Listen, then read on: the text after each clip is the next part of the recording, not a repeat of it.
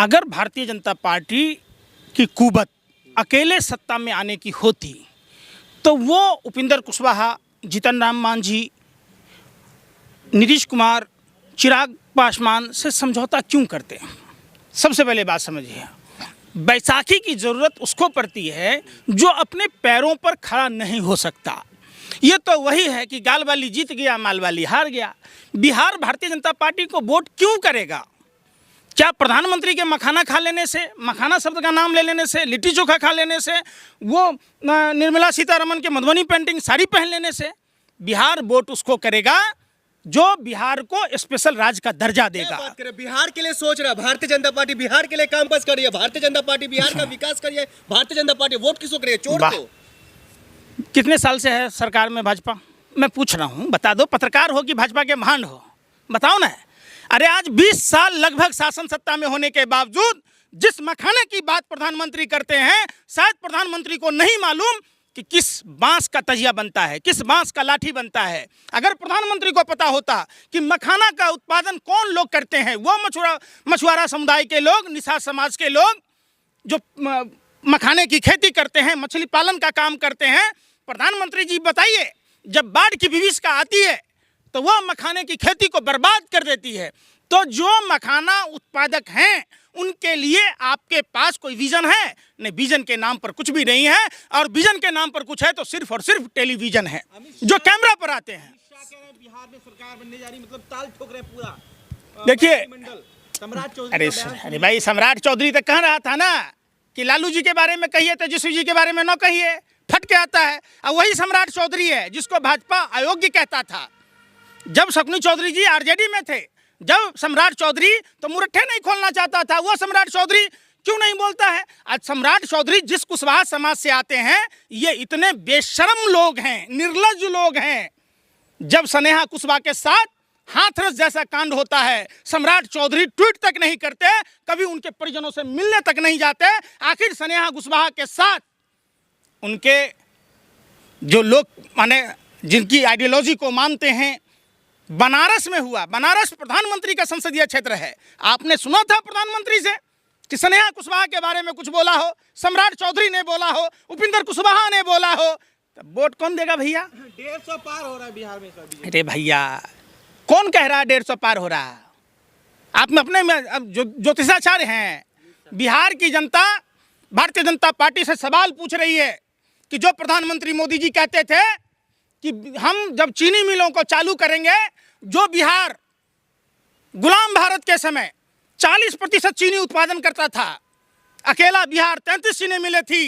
प्रधानमंत्री ने कहा था कि हम चीनी मिलों को चालू करेंगे, तब जाकर चाय पिएंगे।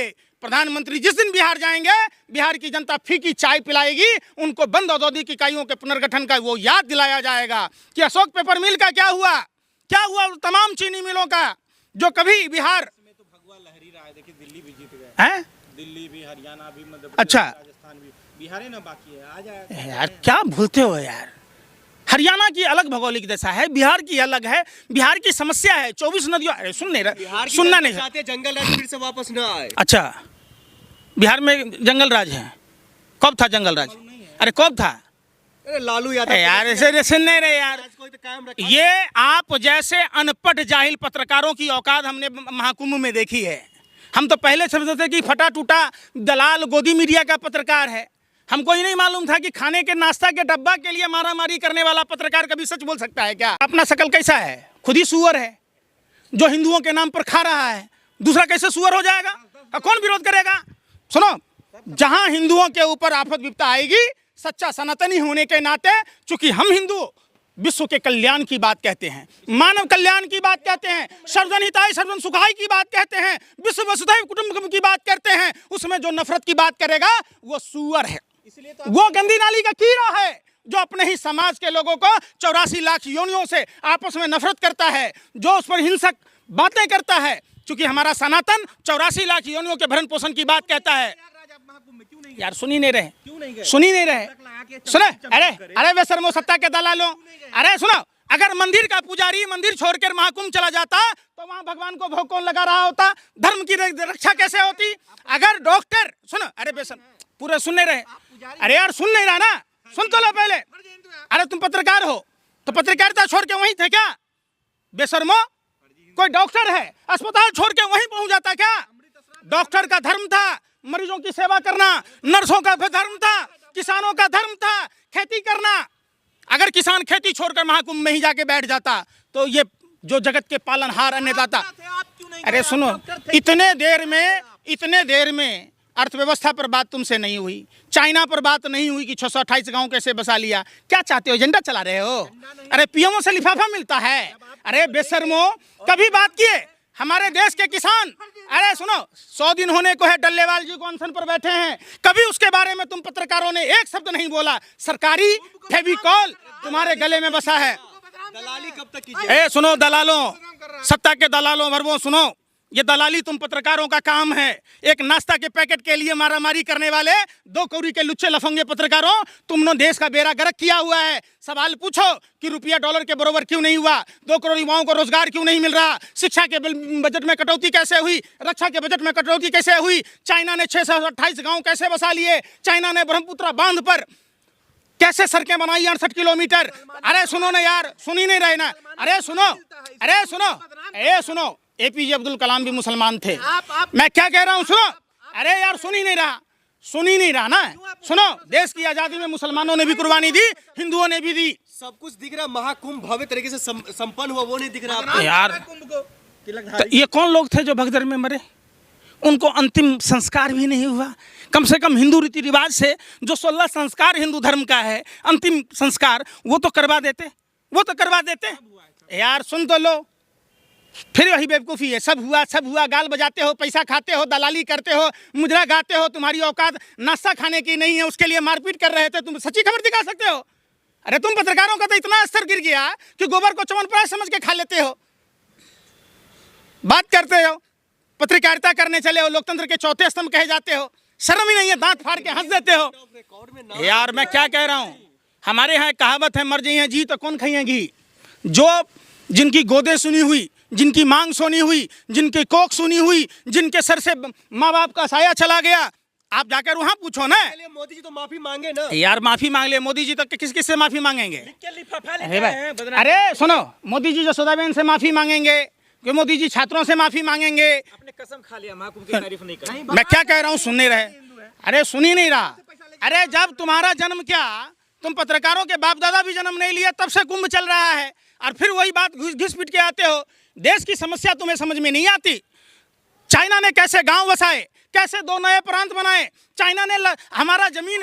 अरे यार बेशर्मो, अरे सुनो, चाइना, अरे यार सुन तो ले, अरे यार सुन, ये पैसा तो आप लोग शुरू से खाते आए हैं। जो अमेरिका का, यूएसए का पैसा खा के रामलीला मैदान में अन्ना हजारे भी प्रदर्शन करता था। ये रामलीला मैदान के आंदोलनकारी कहाँ गए, षड्यंत्रकारी कहाँ गए? जो लोग जन लोकपाल की बात कहते थे, जो महिला सुरक्षा की बात कहते थे, कभी सवाल पूछा तुम्हारी औकात है? अरे यार का टोपी पहनिए। यार मैं क्या कह रहा हूँ, मैं क्या करूँगा, ये तुम दलालों से, सत्ता के दलालों से, हवसियों से, भरमों से पूछने की जरूरत नहीं है। ये हमारा सनातन परंपरा जो है, हम उसका निर्वाह करते हैं। हम उम्मीद करते हैं कि हिंदू धर्म में झूठ बोलना पाप है। तुम लोग झूठ बोलना छोड़ दो, तुम लोग जाके गरुड़ पुराण पढ़ो, भगवान चित्रगुप्त को पढ़ो, तुम्हें पता चलेगा तुम्हारा अधिकार और कर्तव्य क्या है, ये पाप और पुण्य क्या है, इसके बारे में पता चलेगा। मैंने क्या कहा, क्या कुंभ का बदनाम कर दिया? आप कभी बात किए उस बाबा जी पर जो सेक्स रैकेट चलाता? नहीं करोगे, चूंकि आपको लिफाफा मिला है, कभी बात ही नहीं करेंगे ना। अब 100 करोड़ हिंदुओं के साथ आज तक यार फिर मैं कह रहा हूँ, 100 करोड़ में मैं भी तो हिंदू हूँ। तुमको बदनाम मत कीजिए। मैं कर रहा हूँ, ये वीडियो दिखाता हूँ, देखो, ये तुम्हारे ही भाई गुर्गे हैं जो नाश्ता के लिए वहां मारपीट कर रहे थे। 70 करोड़ लोग स्नान कर चुके। ये कौन है? 70 करोड़। अरे ये कहीं और। अरे जैसे 80 करोड़ लोगों को राशन दिए थे ना, जैसे। अरे यार सुन ना यार, सुनो, अरे यार सुन लो, अरे बेशर्मो, सत्ता के दलालों, हमसियों, नकली कहने वाले। ये देखो, पैंट खोल के दिखाता हूँ, मेरा खतना नहीं हो रखा है, मेरे माथे पर चंदन है, देखोगे?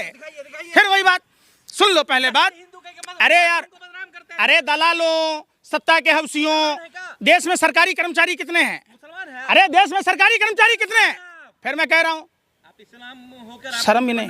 औरंगजेब का समय था, गौ हत्या पर दोनों हाथ काट दी जाती थी।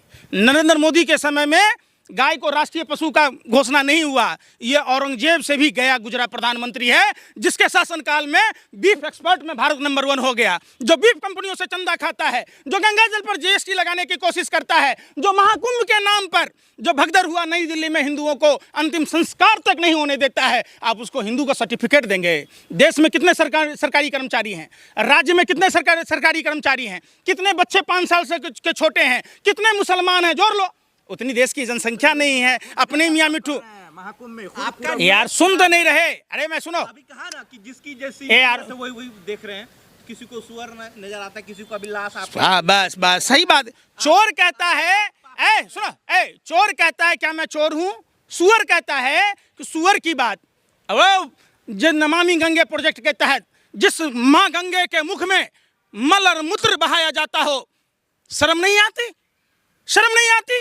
वो माँ गंगा का जल हम पूजा के कलश में डालते हैं, खानों पर छिड़कते हैं, प्रसाद पर छिड़कते हैं, जीवन से लेकर मरण